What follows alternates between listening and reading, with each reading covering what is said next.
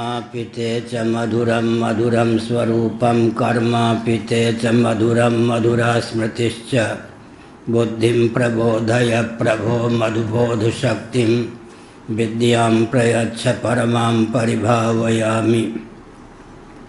कोमलं कूजयन् वेणुं श्यामलोऽयं कुमारकः वेदवेद्यं परं ब्रह्म भासतां हृदये मम।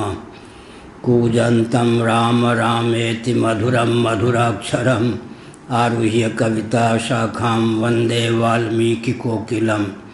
निगमकल्पतरोर्गलितं फलं शुकमुखादमृतद्रवसंयुतं पिबत भागवतं रसमालयं मुहुरहो रसिका भुवि भावुकाः। तृणादपि सुनीचेन तरोरपि सहिष्णुना अमानिना मानदेन कीर्तनीय सदा हरिः। श्रीराम जय राम जय जय राम।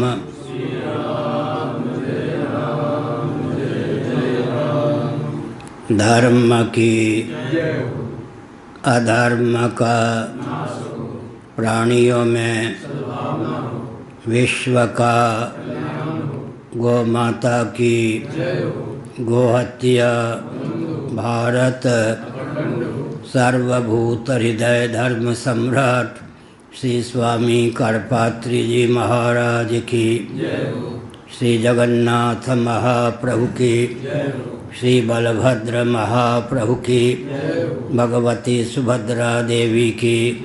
हर हर महादेव। गोविंद जय जय गोपाल जय जय। गोविंद जय जय गोपाल जय जय।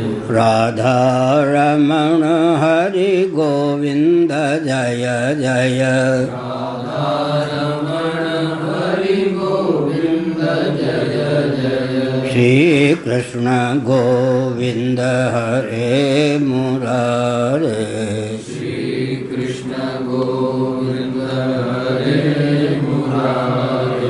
ये नाथ नारायण वासुदेव।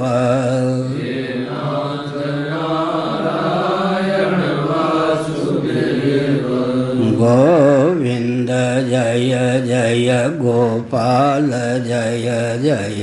गोविंद जय जय गोपाल राधा रमण हरि गोविंद जय जय। राधा रमण हरि गोविंद जय जय। गोविंद जय जय गोपाल जय जय। गोविंद जय जय गोपाल। राधा रमण हरि गोविंद जय जय। राधा रमण हरि गोविंद जय जय। श्री वृंदावन विहारी लाल की जय। नमो महादेव्य शंभो शिव शिव शिव शिव शिव शिव नारायण नारायण नारायण।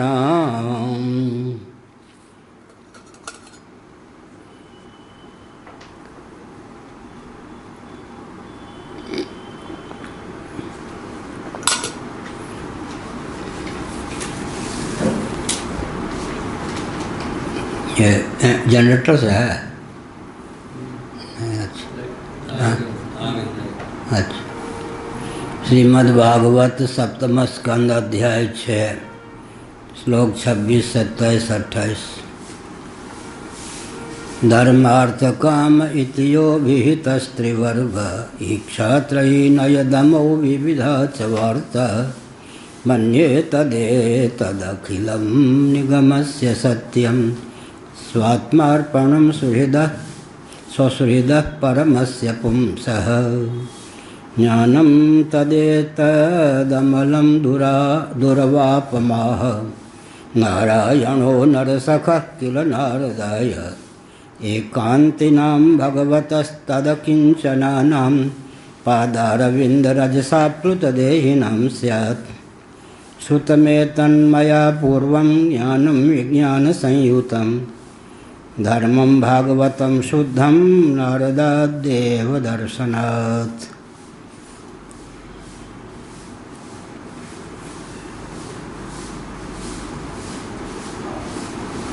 नारायण। भक्त प्रवर प्रहलाद ने अपने सहपाठियों को प्रबोधित करते हुए कहा, वेदादि शास्त्रों में धर्म अर्थ काम इन तीनों पुरुषार्थों का भी वर्णन है।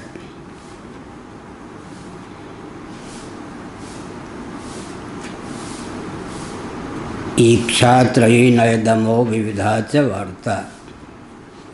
साथ ही साथ आत्मविद्या का, कर्मकांड का, तर्कशास्त्र का, दंड नीति का, जीविका के विविध साधनों का भी वर्णन है। परंतु इन सब की सार्थकता तभी है जब सबके हितैषी हितज्ञ हित करने में तत्पर प्रभु भक्त श्रीमन नारायण के चरण कमलों में प्रीति आत्मसमर्पण में ये सहयोगी सिद्ध हों। मनियत एक राम के नाते। इसका अभिप्राय यह हुआ कि जीवन यापन के लिए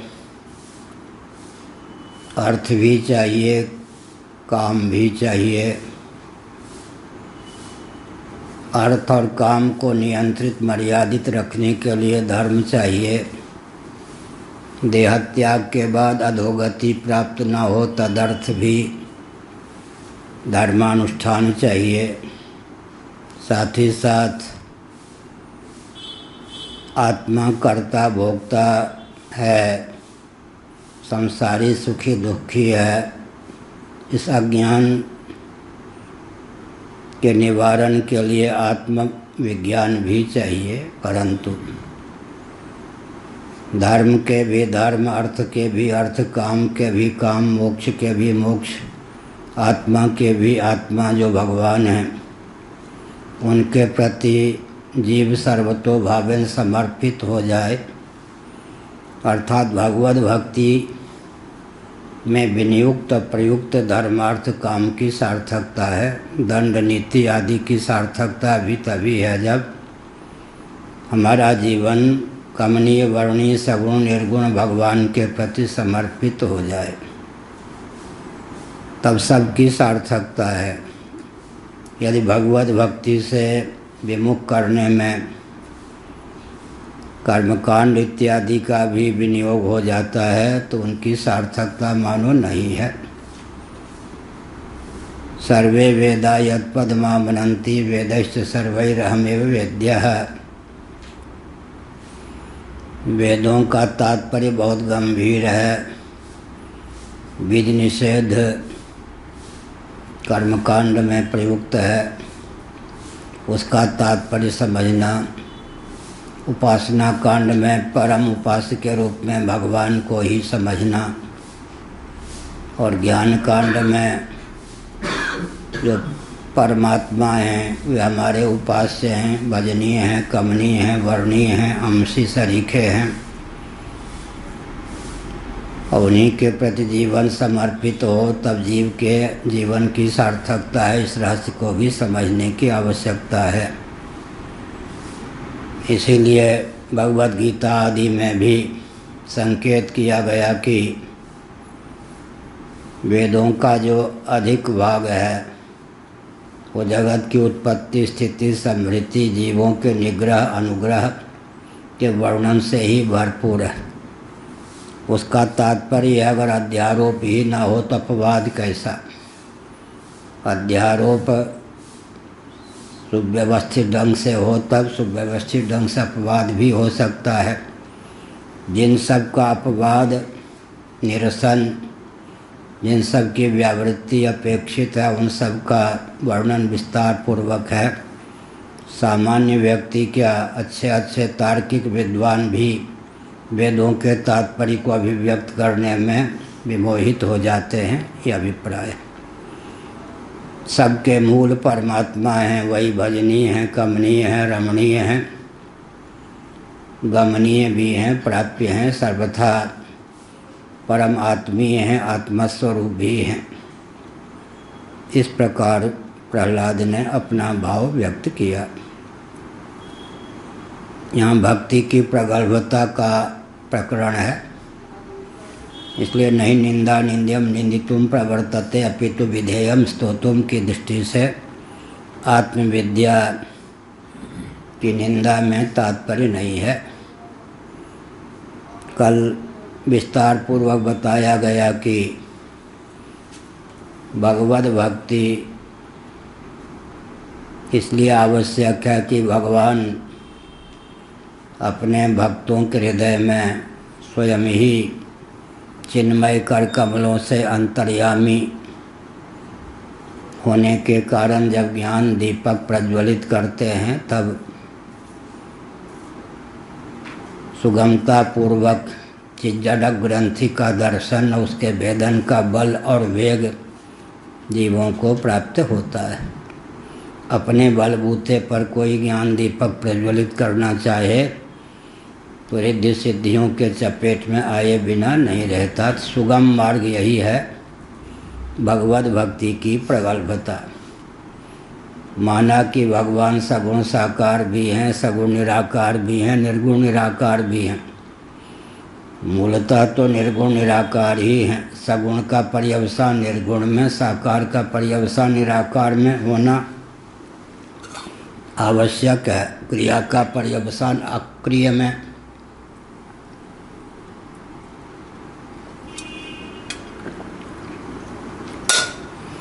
जाति का पर्यवसान अजाद्वय में आवश्यक है। तथापि निरालंब मन इत उत दावे, सूरदास बाबा ने बहुत बढ़िया कहा कि माना कि आप शब्द प्रवृत्ति के जितने हेतु हैं सबसे पारंगत हैं, तथापि जब आपके निर्गुण निराकार स्वरूप का हम चिंतन करने लगते हैं तो हमारी स्थिति यह होती है कि उसमें न नाम का आलम्बन हमें प्राप्त होता है, न रूप का आलम्बन प्राप्त होता है, न लीला का आलम्बन प्राप्त होता है, न धाम का आलम्बन प्राप्त होता है। बिना आलम्बन के मन भटक जाता है। निर्गुण निराकार की बात छोड़ दीजिए। हमारे आर्य समाजी सज्जन उपहास पूर्वक नहीं, मैं आस्था पूर्वक ही बोलता हूँ, किसी पे कटाक्ष नहीं करता। मैं कुछ बोलता हूँ तो दत्तात्रेय जी की शैली बचपन से सधी हुई है। जब दत्तात्रेय महाभाग का नाम भी नहीं सुना था, किसी से विधि मुख से, किसी से निषेध मुख से शिक्षा लेता हूँ। यह जगत विश्वविद्यालय है, न किसी से राग न किसी से द्वेष, और सब के सब गुरु हैं। कोई निषेध मुख से शिक्षा देते हैं, कोई विधि मुख से शिक्षा देते हैं। जो व्यक्ति निषिद्धाचरण करने वालों के पीछे डंडा लेके पड़ता है वो अपने जीवन का उपहास कराता है। दंडाधिकारी नहीं बनना चाहिए। जो दंडाधिकारी है उन्हीं को यह दायित्व सौंपना चाहिए। हमें निषेध मुख से शिक्षा ले लेनी चाहिए कि मुझे ऐसा नहीं करना चाहिए, हमें ऐसा नहीं करना चाहिए। किसी से विधि मुख से शिक्षा लें, किसी से निषेध मुख से शिक्षा लें। इसीलिए नाम रूप का चित्रण है। यह विश्वविद्यालय है। किसी से राग करने के लिए, किसी से द्वेष करने के लिए हम एक वाक्य का भी प्रयोग नहीं करते। किन्हीं महान भावों को जो नए हैं प्रवचन सुनने से भ्रांति न हो जाए, इसलिए मैंने यह कहा। संसार है, ये बना ही क्यों है? नाम रूपात्मक जगत है या नाम रूप कर्मात्मक जगत है, सुख दुख मोहात्मक जगत है, क्रियाकारक फलात्मक जगत है। 3 प्रकार से जगत का निरूपण होता है, मैंने प्रस्तुत किया। लेकिन विश्वविद्यालय है, इसका अर्थ है विधि और निषेध मुख से शिक्षा लें, न कहीं रागान्वित हों न कहीं द्वेष समन्वित हों। किसी भी नाम रूप का प्रयोग हम भक्ति विरक्ति भगवत प्रबोध में कर लें तो जीवन सार्थक हो सकता है। श्रीमद् भागवत के 11 स्कंद के अनुसार जो व्यक्ति किसी भी घटना का प्रामाणिक ढंग से निरीक्षण परीक्षण करके कहीं वैराग्य में किसी घटना का भक्ति में, किसी का भगवान के बोध में उपयोग कर लेता है, भक्ति विरक्ति भगवत प्रबोध में उपयोग कर लेता है, वो सिद्ध हो जाता है। जगत बना ही क्यों है? श्रीमद् भागवत के अनुसार विदुर जी का कथन है, भक्ति विरक्ति भगवत प्रबोध के लिए। 11 स्कंध में भगवान का वचन है, बहुत बढ़िया। कोई व्यक्ति भूखा है, भोजन करता है तो युगपत एक कालावच्छेदेन 3 फलों की प्राप्ति होती है। भूख की निवृत्ति तो होती ही है, देहेंद्रीय प्राणांतःकरण में पुष्टि भी प्राप्त होती है और अंतिम फल तृप्ति की भी प्राप्ति होती है। प्यासा व्यक्ति जब पेय जल का पान करता है तो प्यास की निवृत्ति होती है, देहेंद्रीय प्राणांतःकरण में बल और वेग का संचार होता है, अंत में तृप्ति होती है। ठीक इसी प्रकार साधन के 3 फल अपने आप हो जाते हैं, भक्ति विरक्ति भगवत प्रबोध। पृथक से जीवन मुक्ति विवेक नामक विद्यारण्य स्वामी जी का ग्रंथ है, मैंने सुक्ताल में उसे पढ़ा था। तीनों के पृथक पृथक साधन भी हैं। विवेक चूड़ामणि में इस तथ्य का प्रतिपादन किया गया है पहले से ही, लेकिन एक कालावच्छेदेन 3 फलों की प्राप्ति होती है। पृथक पृथक इनके लिए साधन करने की आवश्यकता नहीं होती। जैसे श्रीमद् भागवत के 11वें स्कंध में कहा भगवान ने, भूखा व्यक्ति जब अभिमत भोजन करता है तो एक साथ ही 3 फलों की प्राप्ति होती है। भूख की निवृत्ति हो जाती है, पुष्टि का संचार होता है देहेंद्रीय प्राणांतःकरण में और तृप्ति भी प्राप्त हो जाती है। भक्ति विरक्ति भगवत प्रबोध में जीवन का उपयोग करना चाहिए, जगत का उपयोग करना चाहिए। यही रत्न है, भक्ति विरक्ति भगवत प्रबोध। भगवान शिव त्रिनेत्र हैं, हम सब भी त्रिनेत्र हैं। 3 नेत्र तो सबके पास। अंतर क्या है? नेत्रों का उपयोग ठीक से करना नहीं जानते, बस यही कमी है। वैराग्य रूपी नेत्रों से भगवान को निहारते हैं। ज्ञान और राग भक्ति रूपी नेत्रों से भव को निहारते हैं। उल्टी खोपड़ी हो गई है, यही ना। किसके पास 3 नेत्र नहीं? जितने जंगम प्राणी हैं वे तो 3 नेत्रों से संपन्न हैं। स्थावर प्राणी 3 नेत्रों से संपन्न होने पर भी संकुचित चेतना शक्ति के कारण 3 नेत्रों का उपयोग नहीं कर पाते ठीक से। लेकिन जंगम प्राणियों में मनुष्य उत्कृष्ट है। मनुष्य भी 3 नेत्रों से संपन्न है, फिर भवसिंध में क्यों पड़ा हुआ है? वैराग्य रूपी नेत्र के द्वारा भगवान को निहारता है। या निशा सर्वभूता नाम तेहि निश जागए जंगम योगी, गीता का 2रा अध्याय, तुलसीदास बाबा का वचन। या निशा सर्वभूता नाम, बहुत विचित्र बात है। निशा, हमने भगवान को ही रात्रि बना रखा है, जिससे हम विमुख हो जाते हैं, मानो उसको हम अंधेरे में डाल देते हैं, रात्रि बना लेते हैं। भव हमारे लिए दिन हो गया, भगवान हमारे लिए रात्रि हो गई। या निशा सर्वभूतानां तस्याम जागर्ति। संयमी संसारी व्यक्ति जिधर पीठ किए हुए हैं, आपने तो मेरी ओर पीठ कर दी। संसारी व्यक्ति जिसकी ओर पीठ किए हुए है उसी का नाम परमात्मा है। लेकिन हाँ, भगवान के जो भक्त होते हैं वो भगवान की ओर मुख कर देते हैं, संसार की ओर पीठ किए हुए होते हैं। अंतर इतना ही है। 36 और 63 अंग्रेजी और हिंदी में लिखे हैं, उड़िया में वो दूसरे ढंग से है। इंग्लिश के अंक में और हिंदी में लिखेंगे 36 और 63, यूँ और यूँ, 3 और 6 तो है ही यूँ, तो मान भी कम होगा। 36 तो 36 ही है, यूँ कर देंगे तो 63 सम्मुख हो गए तो 63, 6 और 3 का मुँह मिल गया तो मान में वृद्धि हो गई या नहीं। ऐसे ही है, भगवान की ओर मुख करेंगे तो भव कहाँ भगेगा, वो तो छाया रूप है ना भव। प्रभा जाए कहाँ भानु विहाई, कहाँ चंद्रिका चंद्र तज जाई। बाबा लोग भगवान के भजन करने वाले कोई मूर्ख थोड़े होते हैं। भगवान को पकड़ते हैं तो भव तो उनसे छूटता थोड़े है। छूटने पर भी भव क्या होता है, अनुगमन करता है। जो सबसे पारंगत हो गया सब उसके अनुगत हो जाते हैं, ये नियम है दार्शनिक। आज इंद्र के पद पर कौन प्रतिष्ठित हैं? इंद्र के पद से नीचे के जितने पद हैं सबसे जो विरक्त हो गए, इंद्र के पद ने, वैभव ने जिनके चित्त को आकृष्ट कर लिया और जिनका चित्त मर्त्यलोक में भारतवर्ष में द्विज कुल में उत्पन्न होकर इंद्रदेव की उपासना की, इंद्रत्व की भावना से देहत्याग के बाद वे इंद्र पद को प्राप्त हुए।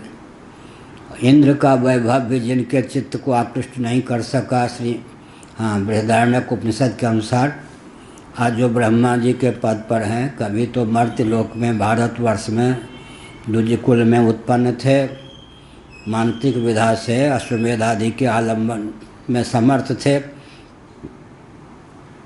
उनके आकर्षण का केंद्र कौन बन गया? हिरण्यगर्भ प्रजापति का पद। अवान्तर फल की चाह न रखकर उन्होंने प्रजापति की उपासना की। प्रजापति के उपासक आज प्रजापति के पद पर हिरण्यगर्भ ब्रह्मा के उपासक, सूत्रात्मा के उपासक ही आज ब्रह्मा जी के पद पर हैं। पहले उपासना होती है, बाद में उपासना के फलस्वरूप व्यक्ति स्वयं उपास्य हो जाता है। आज ब्रह्मा जी के पद पर कौन हैं? पूर्व कल्प में जिन्होंने ब्रह्मा जी की आराधना की थी, हिरण्यगर्भ प्रजापति की आराधना की थी। बहुत ऊंचा सिद्धांत है कि चतुर्दश भुवनात्मक ब्रह्मांड में जहाँ कोई दिव्यता है वो सब भारतवर्ष, बृहद भारत, उसमें मनुष्य, उसमें भी उत्तम कुल में उत्पन्न व्यक्ति वैदिक विधा से कर्मोपासना का आलम्बन लेकर आज कोई इंद्र के पद को सुशोभित कर रहे, कोई वरुण के पद को, कोई कुबेर के पद को, कोई ब्रह्मा तक के पद को। जितने दिक्पाल हैं ये सब के सब कभी मनुष्य थे, बृहद भारत में उत्पन्न हुए थे। इसलिए सबसे पहले ये वाक्य निकला था आनंद वृंदावन में 5-6 साल पहले, गीता के 15वें अध्याय की व्याख्या के संदर्भ में, और मेरे लिए वरदान सिद्ध हो गया सरस्वती जी की कृपा से। मनः कल्पित विधा से, भौतिक विधा से विकास को परिभाषित और क्रियान्वित करेंगे। वेदादि शास्त्र सम्मत कर्मकांड, उपासना कांड, ज्ञान कांड की उपेक्षा कर देंगे तो क्या होगा? नरक और नारकीय प्राणियों का समुदाय ही जगत होगा, जो कि आज भूमंडल दिख रहा है। विकास है या विनाश? कल भी मैं सोच रहा था, जिसको वेदादि शास्त्र का ज्ञान नहीं है, बचपन से ही आधुनिक शिक्षा पद्धति का ही जो शिकार या ग्रास बन गया है, उसको तो फिर गौड़पादाचार्य ने लिखा, गुरु लोग जैसे चश्मा लगा देते हैं वैसे चेले देखने लगते हैं।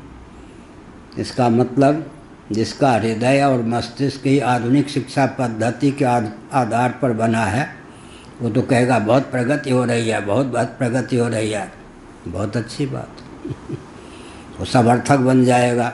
ईमानदार राजनेता कोई हो तो दो पीढ़ी के लिए, एक पीढ़ी के लिए विधान इकट्ठा करने वाला नहीं, राष्ट्र के लिए ही अपनी प्रज्ञा शक्ति, प्राण शक्ति का अपनी सूझबूझ की सीमा में उपयोग करने वाला, ऐसे नेता कम होते हैं, लेकिन आज हैं। तो मैंने कहा लेकिन कष्ट क्या है, उनकी ये हृदय और मस्तिष्क की संरचना भी आधुनिक विधा से ही हुई है। इसलिए प्रगति प्रगति प्रगति करते करते बस चार खाने चित्त। पीच रोड पर पक्की सड़क पर चलते चलते जीप गिर गई गड्ढे में, ऐसी स्थिति हो जाती। इसलिए कल मैं सोच रहा था, प्रियाशरण जी याद होगा या नहीं, बहुत सिद्ध कोटि के महात्मा थे, भक्ति संप्रदाय के आचार्य थे। मैंने सुना है कि गायक भी बहुत ऊंचे थे। मैं उनके पास गया, धर्मचंद जी ले गए थे, बरसाने में रहते थे शायद बाद में, या नंदगांव में, गोवर्धन में हमारे पूज्य गुरुदेव भी, क्योंकि वो प्रियाशरण दास जी महाराज ब्रज की सीमा को छोड़ के बाहर नहीं जाते थे। पूज्य गुरुदेव भी उनके पास एक दो बार गए थे। काशी क्षेत्र का शरीर था, लेकिन 75 वर्ष तक, अंतिम सांस तक वो जब अपनी जन्मभूमि से निकले ब्रज में ही उन्होंने व्यतीत किया। कभी वृंदावन में रहते थे, बाद में वे गोवर्धन में रहते थे। पंडित गया प्रसाद जी भी उनके पास जाते थे। धर्मचंद जी भी मुझे ले गए उनके पास। धर्मचंद जी की भावना थी कि मैं इनसे दीक्षा ले लूँ। दोनों में पहले तालमेल हो गया था। तो धर्मचंद जी ने आँख से इशारा किया कि यही है ब्रह्मचारी। जैसे कुमारी कन्या हो ना, कोई विवाहिता ना हो तो 50 उसकी ओर दृष्टि डालते हैं। तो जब मैं वृंदावन में गया और संन्यास नहीं हुआ था, वैष्णवों का घर, उस समय वैष्णव कुलभूषण जितने महात्मा थे सबकी दृष्टि मुझ पर थी। मेरा चेला हो जाए, मेरा चेला हो जाए, मेरा चेला हो जाए। और जो दंडी स्वामी नहीं थे, सन्यासी थे, सतकुल में उत्पन्न थे, उनके चेलों की भी दृष्टि थी कि हमारे गुरु से दीक्षा ले ले। मेरी स्थिति कुमारी कन्या जैसी थी।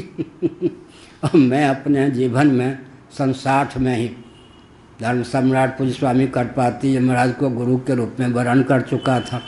सबसे पहले दिल्ली में उनका दर्शन हुआ, हृदय अपने आप समर्पित हो गया कि मेरे गुरुदेव यही।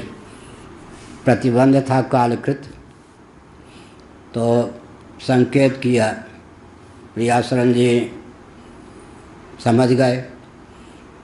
फिर वो कुछ भक्ति की प्रगल्भता कहने लगे, हम समझ गए कि क्या प्रपंच है, हम पानी फेरने लग गए। हम भक्त तो नहीं है, ये तो नहीं कह सकते। तो उन्होंने कहा, धर्मचंद जी भूल के ले आए, ब्रह्मचारी पे किसी के दाल नहीं गले। बड़ा चतुर है। तो मैं कहना ये चाहता था कि बहुत ऊंचे गायक थे। उनसे किसी ने कहा, जब वृंदावन में रहते थे, ब्रजवासी ब्राह्मण उन दिनों मंडली चलाते थे रासलीला, कि आप भक्त होकर भी मंडली के द्वारा जब रासलीला होती है जाते नहीं। उन्होंने कहा, सुनो मैं भक्त हूँ, शास्त्रीय संगीत का मर्मज्ञ हूँ। आजकल मंडली चलाने वाले वैसे राग अलापते हैं, राग रागनी में भूल के कारण मुझे बहुत वेदना होती है, इसलिए आस्तिक होने पर भी नहीं जाता। बहुत ऊंची बात हुई ना। अद्भुत रामायण आदि पर हैं हमने, मेरठ में अद्भुत रामायण की कथा की होगी लगभग 78 में। अद्भुत रामायण। नारद जी एक बार जा रहे थे वीणा लेकर, सुंदरियाँ, किसी के हाथ कटे हैं, किसी के नाक कटी है, ऐसे। नारद जी को बड़ा कष्ट हुआ, ये सब देवियाँ हैं, बहुत सुंदरी हैं, परंतु अंग भंग। उनसे कहा गया कि आपके कारण ये सब राग रागनी हैं, आप राग रागनी में दक्ष नहीं हैं और राग रागनी अलापते रहते हैं, इसलिए इन सब की दुर्दशा हो गई। तब किससे सीखें? राग रागनी, कोई और ग्रंथ की भी व्याख्या की होगी, उनसे कहा राधा रानी से सीखें या अमुक से सीखें। तब नारद जी ने विधिपूर्वक राग रागनी सीखा। इसका मतलब क्या है? प्रियाश्रम जी महाराज का उदाहरण इसलिए दिया कि शास्त्रीय संगीत के जो मर्मज्ञ थे उनको संगीत के नाम पर ताल, ये सब राग रागनी के ढंग का ज्ञान जिनको नहीं था, उनके मुँह से संगीत सुनकर, भजन सुनकर कष्ट होता था। ऐसे ही विचित्र बात यह है कि अच्छा, जिनको राग रागनी का ज्ञान नहीं, वो नाचने लगते थिरक थिरक के, बढ़िया, बहुत बढ़िया गान गा रहे। प्रायः जो संगीतज्ञ होते हैं अंतिम अक्षर तो बोल ही नहीं पाते, पहले इतना स्वर लगा देते हैं बल्कि अंतिम अक्षर हिंदू द्वीप में पौ निकलता ही नहीं, फिर द्वीप वो पहले इतने सांस खींच लेते हैं कि अंतिम अक्षर तो प्रायः जिसको पहले से याद है वही समझ पाता है। तो राग रागनी में हम संगीतज्ञ नहीं हैं, लेकिन वो क्या है, उतराव चढ़ाव होता है, मध्यम स्वर से कहीं उच्च स्वर से कहीं नीचे स्वर से ले जाना पड़ता है, अंतिम अक्षर तक स्पष्ट उच्चारण हो। इसलिए पहले ही इतनी शक्ति न लगा दें कि अंतिम अक्षर तक सांस फूल जाए, उसका उच्चारण नहीं के बराबर हो। ये राग रागनी की विशेषता होती है। आरोह और अवरोह, राग रागनी का विशेषज्ञ वो होता है जो आरोह को जानता है, अवरोह को जानता है। कहीं मध्यम, जैसे चलते हैं 3 ढंग से चलना होता है, कहीं नीचे की ओर जाना है तो शरीर को थाम के ले जाना पड़ेगा, कभी ऊपर की ओर जाना है, कभी समतल भूमि पे जाना है। ऐसे ही राग रागनी के 3 भेद होते हैं। कोई ये न समझना कि मैं संगीत जानता हूँ वैसे बोल देता हूँ। क्यों बोलता हूँ मालूम है? अब सिद्धि मत समझना, यूँ बोल देता हूँ कि जिसमें जो विद्या है, कला है, मन की धारणा करके उसके शरीर में, उस विद्या में, कला में मन को लगा देता हूँ, वो सब स्फुरन हो जाता। योग दर्शन की विधा है ये। ब्रह्मा जी भी आएंगे तो नमस्कार करूँगा, उनकी बुद्धि में अपने मन को जाके मिला दूंगा, वहाँ का ज्ञान विज्ञान आ जाएगा।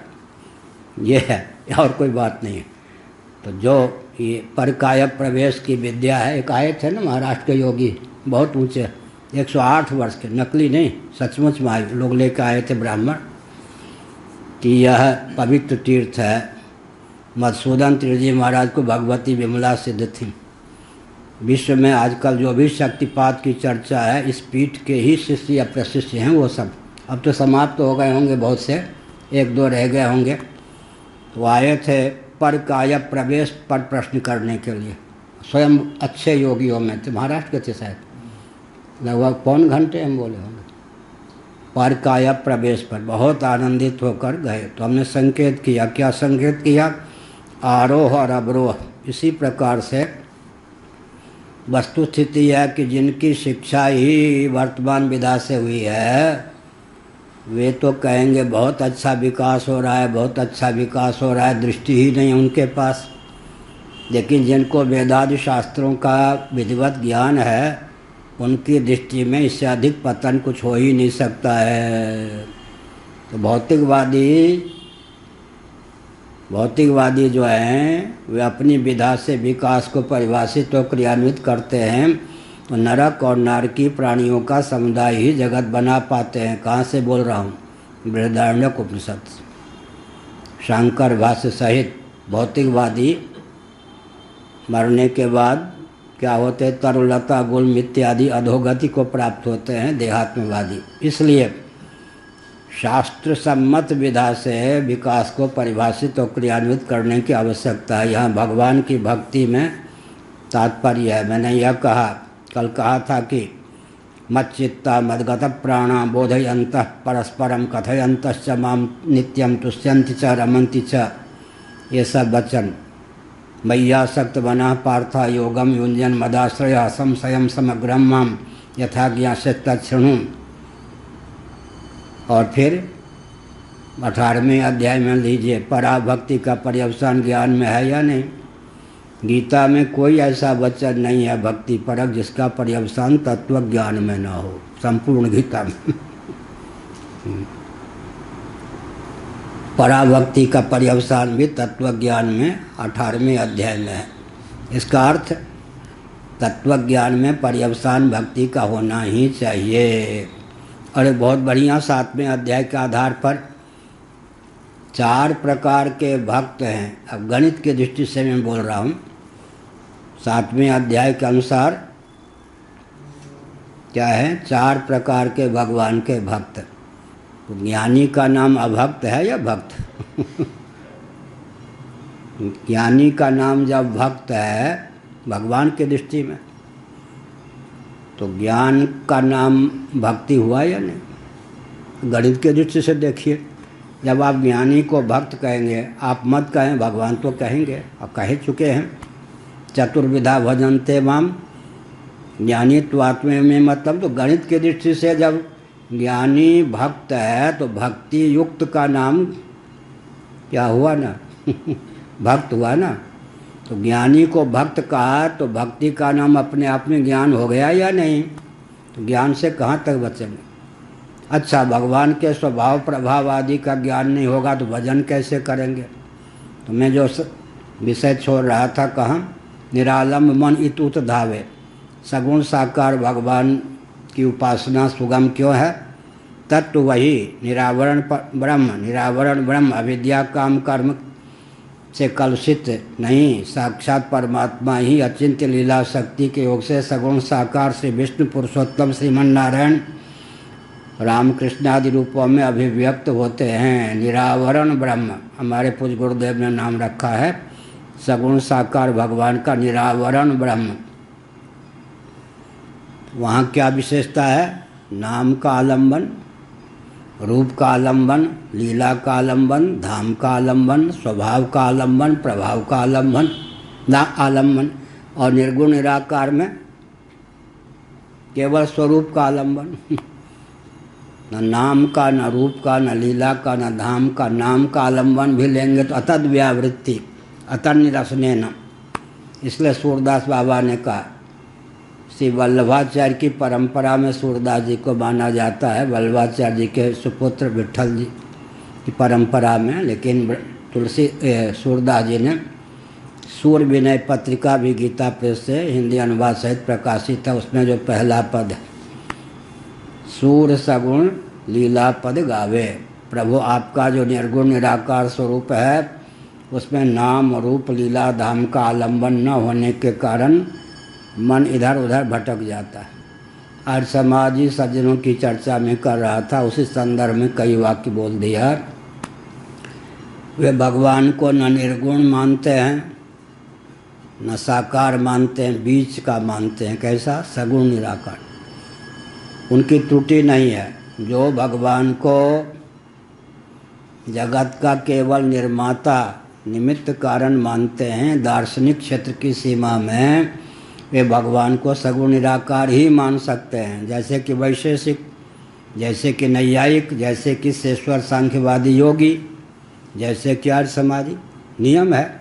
जैसे कि कुरान शरीफ के अनुयायी, जैसे कि बाइबल के अनुयायी, वैदिक हों या वैदिक, वो जिनका ईश्वर जगत बना सकता है, बन नहीं सकता, निमित्त कारण ही हो सकता है, उपादान कारण भी नहीं हो सकता।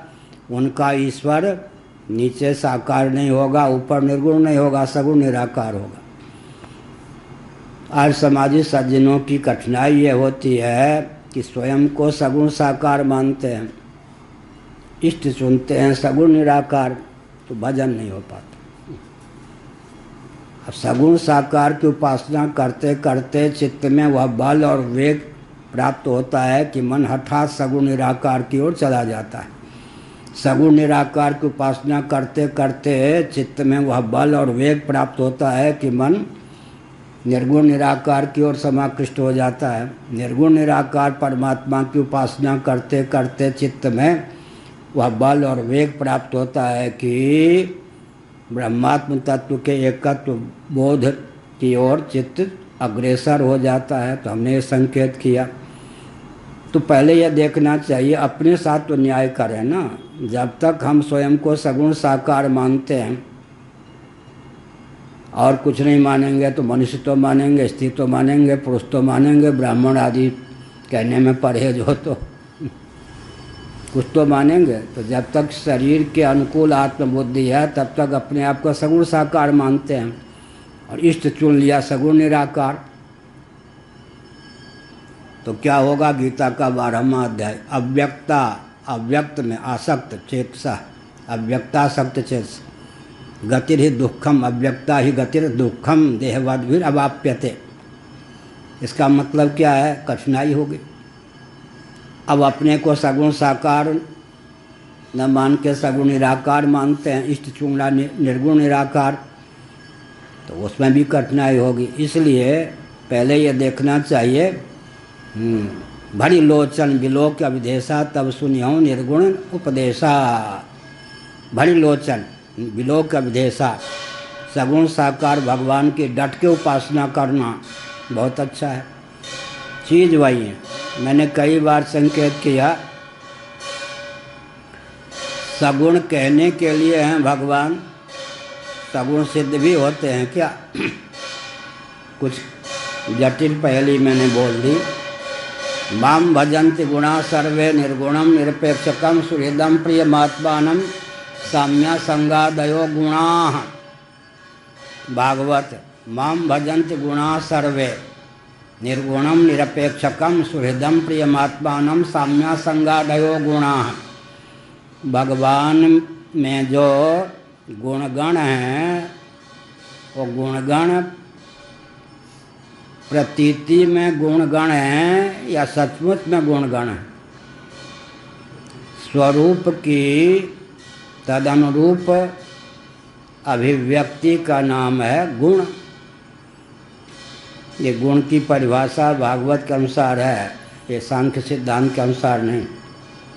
उदाहरण के लिए, माम भजन्ति गुणा सर्वे निर्गुणम निरपेक्षकम, मैं स्वरूप से निर्गुण हूँ, निरपेक्ष हूँ। दिव्याति दिव्य गुण गणों की भी मुझे अपेक्षा नहीं है, क्योंकि मैं पूर्ण हूँ, स्वरूप से निरपेक्ष और निर्गुण हूँ। दिव्याति दिव्य गुणगण भी मेरा भजन करते हैं। वो गुणगण क्या हैं? साम्या संगादय, समत्व असंगता आदि। तो गुण कहे जाते हैं या गुण हैं भी? स्वरूप है सम, निर्दोषम समम ब्रह्म, गीता का 5वां अध्याय। समत्व हो गया गुण। असंगो नहीं सज्जते असंगो ही अयम पुरुषः, बृहदारण्यक उपनिषद। स्वरूप है असंग, असंगता है गुण। इसका मतलब स्वरूप की यथावत अविकृत विशुद्ध सत्व के योग से अभिव्यक्ति का नाम ही गुण है। गीता का 13वां अध्याय ले लीजिए। इच्छा द्वेषा सुखम दुखम संघात चेतना धृति एतत् क्षेत्रम सुखम क्षेत्रम, सुखम क्षेत्रम। और भागवत ले लीजिए 7वां स्कंद, सुखमस्यात्मनो रूपम। छांदोग्य उपनिषद 7वां अध्याय ले लीजिए, यो वै भूमा तत्सुखम। भागवत में क्या कहा गया? सुखमस्यात्मनो रूपम। भगवान सुख स्वरूप हैं। विशुद्ध सत्व के योग से सुख स्वरूप आत्मा की जब अभिव्यक्ति हो जाती है तो उसी का नाम गुण हो जाता है। प्रतीति में गुण, प्राप्ति में अगुण। क्या बहुत बढ़िया। कोई फव्वारे का उदाहरण लीजिए। यांत्रिक विधा से श्वेत जल की धारा भी कैसे दिखाई पड़ेगी? लाल। ऐसे मशीन से करते हैं ना, ऐसे रंग दिया और उसे धारा जो चलेगी, जल के फव्वारे जो होंगे वो लाल दिखाई पड़ेंगे। लाल हैं क्या? और अग्नि के समान दिखाई पड़ेंगे। हाथ डालो तो जलाएंगे क्या? शीतल हैं या नहीं? श्वेत भी हैं और शीतल भी हैं और लाल भी दिखाई पड़ते हैं, अग्नि की शिखा दिखाई पड़ते हैं। ऐसे ही भगवान के जो दिव्य गुण हैं वो तमोगुण रजोगुण के कारण कलुषित नहीं हैं। भगवत स्वरूप की निरावरण अभिव्यक्ति जब विशुद्ध सत्व के योग से होती है उसी का नाम गुण हो जाता है। आलम्बन लेंगे तो तारक हो गया, टटोल लेंगे तो स्वरूप ही हो गया। हमारे चित्त पर जब सत्वगुण के योग से आत्मा स्वरूप की अभिव्यक्ति होती है सुख रूप, तो सुख क्या हो गया? भोग्य हो गया। लेकिन भोग्य हो जाने पर भी क्या भोग्य है? वो भोग्य हो जाने पर भी स्वरूप ही है। यह बात जल्दी समझ में नहीं आएगी तो उदाहरण दे देते हैं। ऐसे सामने दर्पण ले लिया, जो अपना मुखचंद्र था दृष्टिगोचर नहीं हो रहा था, अब वो दर्पण के योग से क्या हो गया? दृष्टिगोचर हो गया या नहीं? और दर्पण को यूँ कर दिया तो कहाँ चला गया वो प्रतिबिंब? कहाँ चला गया? तो बिंब था ही। ऐसे ही भगवान के जो गुणगण हैं वो तमोगुण रजोगुण के परिणाम नहीं हैं, स्वरूप ही हैं। विशुद्ध सत्व के योग से, अचिंत्य लीला शक्ति के योग से, योग माया के योग से भगवान का स्वरूप ही गुण के रूप में प्रकट होता है। साम्या संगादयो गुणा, ये सब अगुण हैं, भवतारक हो गए। भगवान के दिव्याति दिव्य गुण गणों का आलम्बन लीजिए, हैं वो अगुण, लेकिन गुण होके आपके उद्धारक बन जाएंगे, हमारे उद्धारक बन जाएंगे। तो हमने कहा कि यहाँ कहा गया ठीक है ज्ञान से मोक्ष होता है, परंतु मूल को पकड़ के रखिए, भगवान ज्ञान स्वरूप हैं या नहीं, ज्ञानप्रद हैं या नहीं, उनकी भक्ति कीजिए। जब वो उचित समझेंगे तो आपको तत्व ज्ञान भी, अपने तात्विक स्वरूप का बोध भी करा ही देंगे। कल भी मैंने कहा, परसों भी कहा, भागवत का ही उदाहरण है। भगवान श्री कृष्ण ने उद्धव जी को कहा, एकादश स्कंध में उद्धव जी के प्रति अंतिम उपदेश भगवान का क्या है? याज्ञवल्क्य सरीखे पति हों और उनकी पत्नी मैत्रेयी प्राणवल्लभा, उनकी सेवा में संलग्न हो। पृथक से एक एक पुरुषार्थ की सिद्धि के लिए एक एक साधन की आवश्यकता उसे नहीं है। क्या क्यों नहीं है? पहले थोड़े पतिव्रताएं नौकरी करती थी, व्यापार करती थी। आज तो संयुक्त परिवार टूट गया, घर में 4 व्यक्ति, 2 हम 2 हमारे, और बन सके तो 4, नहीं तो 2 तो कम से कम अर्थोपार्जन में संलग्न ही है। पतिव्रता को अर्थ की प्राप्ति भी पति की सेवा से ही हो जाती है, काम की प्राप्ति भी पति की सेवा से ही हो जाती है। पतिव्रता है तो धर्म की प्राप्ति भी पति की सेवा से ही हो गई। और कहीं याज्ञवल्क्य जी के समान पति हैं तो न वा अरे सर्वस्य कामाय सर्वं प्रियं भवति, आत्मनस्तु कामाय सर्वं प्रियं भवति। कौन उपदेश दे रहे? याज्ञवल्क्य जी। किसको दे रहे? अपनी पत्नी को। पत्नी को तत्वज्ञान भी प्राप्त हो जाता है। इसका मतलब पृथक से भगवान भी रह जाते हैं। भक्ति भी, पति की सेवा से भगवत भक्ति भी प्राप्त हो जाती है। इसका मतलब जैसे पतिव्रता को अर्थ की सिद्धि के लिए वार्ता माने व्यापार की आवश्यकता नहीं, नौकरी चाकरी व्यापार की आवश्यकता नहीं, काम की सिद्धि के लिए योग की आवश्यकता नहीं, धर्म की सिद्धि के लिए कर्म, पृथक से कर्म की आवश्यकता नहीं, मोक्ष की सिद्धि के लिए पृथक से तत्व ज्ञान की आवश्यकता नहीं। एक एक पुरुषार्थ की सिद्धि के लिए एक एक साधन है। अर्थ की सिद्धि के लिए वार्ता, धर्म की सिद्धि के लिए शास्त्र सम्मत कर्म, काम की सिद्धि के लिए योग माने विषयेंद्रिय संयोग, और मोक्ष की सिद्धि के लिए ज्ञान। अब भगवान की आराधना से योगक्षेमम वहाम्यहम।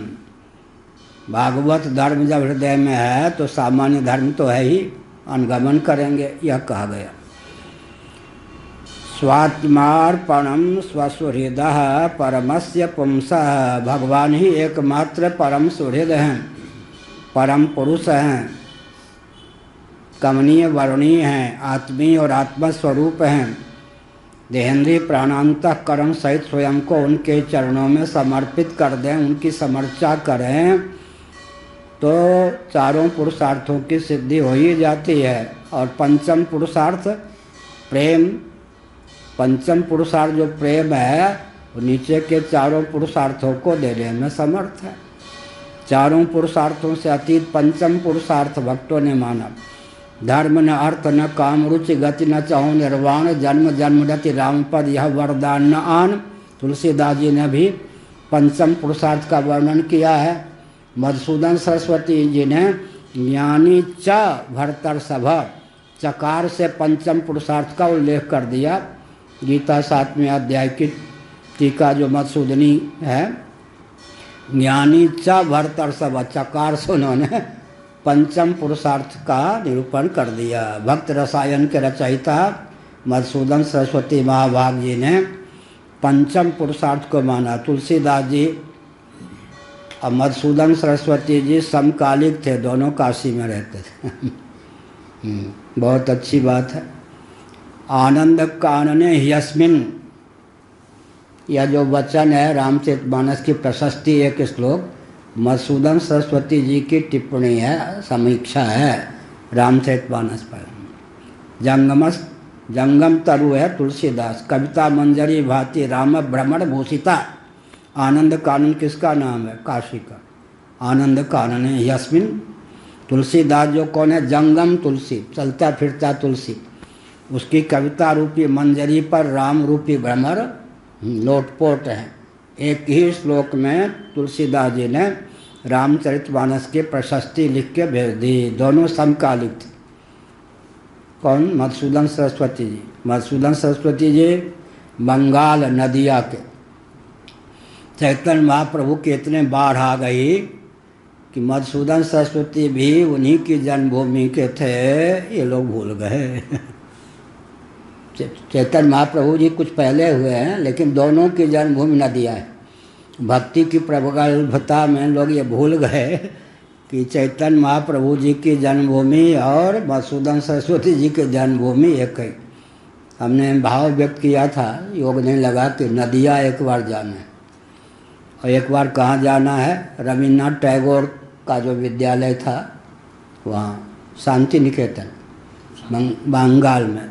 दो बार कहीं न कभी योग लगना चाहिए। एक बार नदिया भी जाने की इच्छा है। एक बार मैं नदिया जा रहा था पैदल, पर बीच में ही कहीं अटक गया। बहुत पहले की बात है, नैमिष में अटक गया। जा रहा था नदिया की ओर ही। चैतन्य महाप्रभु का जीवन चरित्र जो 5 खंडों में लिखा, गीता पे से एक ही खंड में प्रकाशित है, प्रभुदत्त ब्रह्मचारी जी ने। हमने कम से कम 50 बार उसका अध्ययन किया होगा। और चैतन्य चरितामृत आदि का संस्कृत के ग्रंथ का भी अध्ययन किया है। मधुरिम रसवापी मत्तहंसी प्रजल्प प्रणय कुसुम वाटी भृंग संगीत घोषा, ये सब ये जो मंगलाचरण में गाता था पहले, वो चैतन्य महाप्रभु के ग्रंथ में ही है। ये हो गया। अब ले जी 27वां श्लोक। ज्ञानम तदे तदमलम दुर्वापमाह नारायणो नरसखः किल नारदाय एकांतिनां भगवतस्तदकिंचनानां पादारविंद रजसा प्लुतदेहिनां स्यात् परियां। कौन गा रहे? बार बार मैं कहता हूँ, यह आकाशवाणी है, यह आकाशवाणी है। 5 मिनट में 3 बार। सुनने वाले प्रमादग्रस्त न हो जाएं। ये बोल रहे कौन? 5-6 साल की आयु वाले प्रहलाद। सुन कौन रहे? 5-6 साल की आयु वाले सहपाठी। यहाँ नहीं आया है कि सहपाठियों ने कहा बंद करो, कुछ समझ में नहीं आता। न समझ में आता, रुचि ना होती तो ये तो कह देते। प्रश्न क्या होता है? भगवान श्री कृष्ण का जो मनोभाव अर्जुन को समझने में कम आया या कठिनाई हुई समझने में, वहाँ प्रश्न कर दिया ना।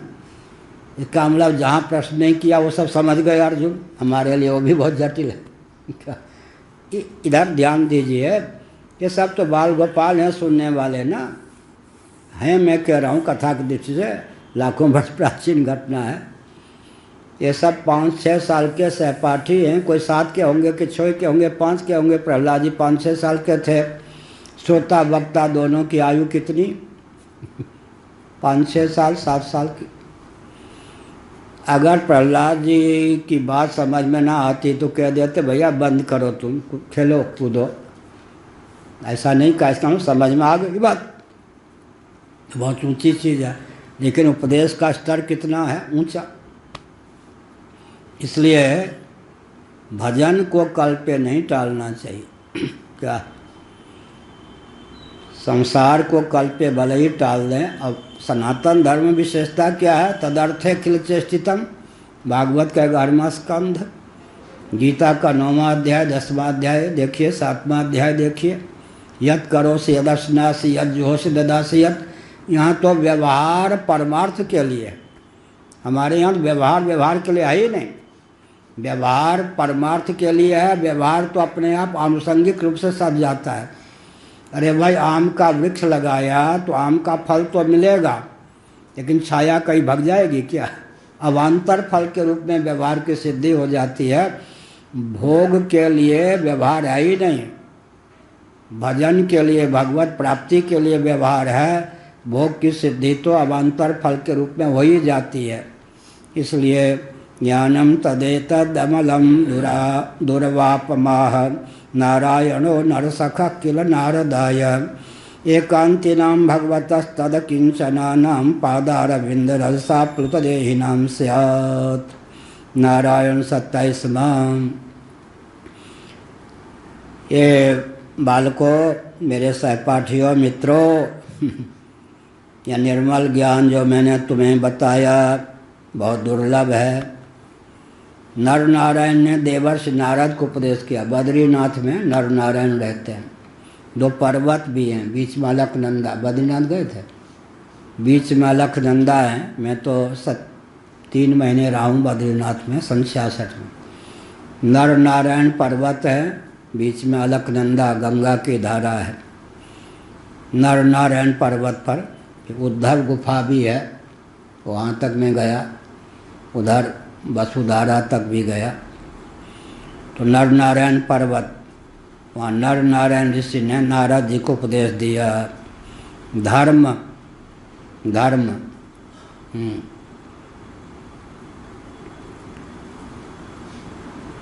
के द्वारा अभिव्यक्त नर नारायण।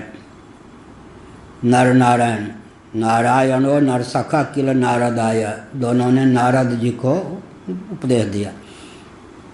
एक ही बात कह दें। 28वें श्लोक का अंतिम चरण देखिए। नारदाद देव दर्शनात्, इतना महत्वपूर्ण विमोहक भाव है, बढ़िया।